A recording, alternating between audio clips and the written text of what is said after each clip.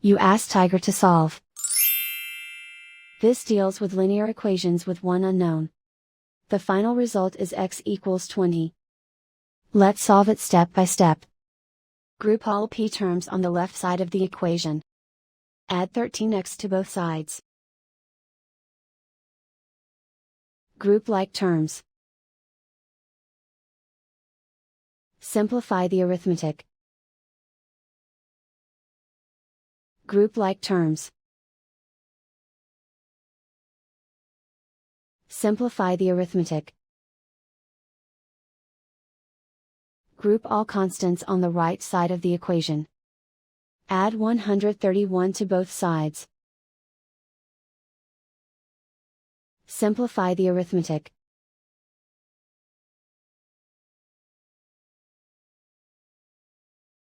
Isolate the p. Divide both sides by 16. Simplify the fraction. Find the greatest common factor of the numerator and denominator. Factor out and cancel the greatest common factor.